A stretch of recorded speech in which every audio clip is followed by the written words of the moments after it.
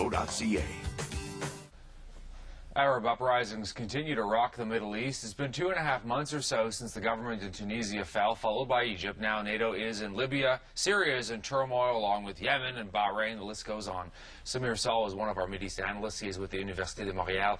You know, we're talking about an Arab Spring, and let's focus, though. I'm looking, at The Economist, for example, saying, where does this end? And talking about, the situation in Libya. And nobody really knows where this ends, specifically in the Libyan case. We see now the rebels today being pushed back. Yep. Where do you think this is going to go?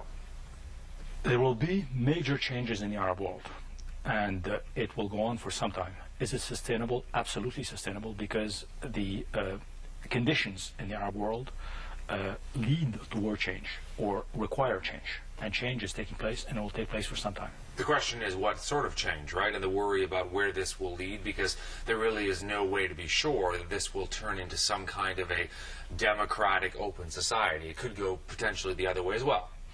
There's never certainty in history.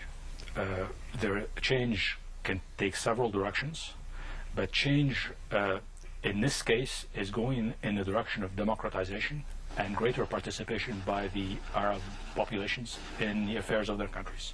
This seems to be quite common, or the thread in all the Arab countries. I want to ask you a question about hypocrisy here for a second. The idea that it's okay for the West to sort of support revolution or uprisings in Egypt and Tunisia and Libya, but taking a much less direct approach when it comes to Saudi Arabia or Bahrain or Yemen, because there are sort of geopolitical interests there. It's sort of a bit of a contradiction there.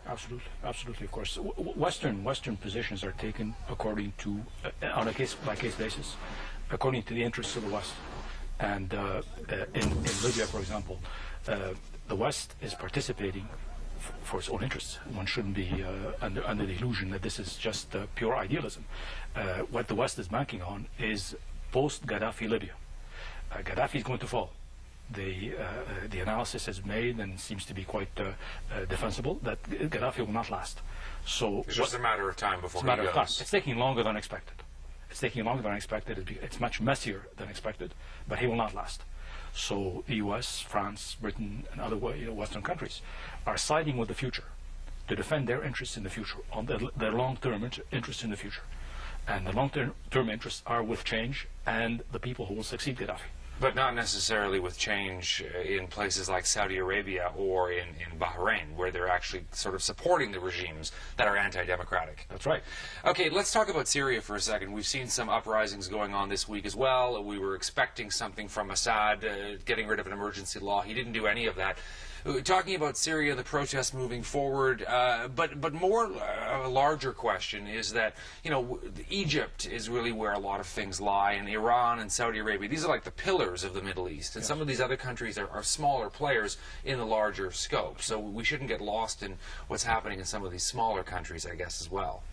Well, we should follow them all, because change started, if you remember, change started in a small Arab country, Tunisia.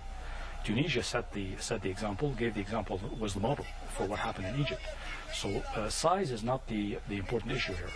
It's the question of qualitative change and what type of change is taking place and how it is taking place. In Tunisia, there were all kinds of novel situations. The people, the general public participated in a mass movement that brought about political change.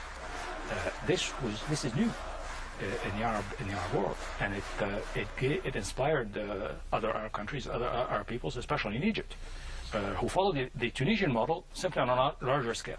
Right. So size is not the issue. It's the kind of change and how it's taking place that's decisive. I want to thank you for coming in. Pleasure.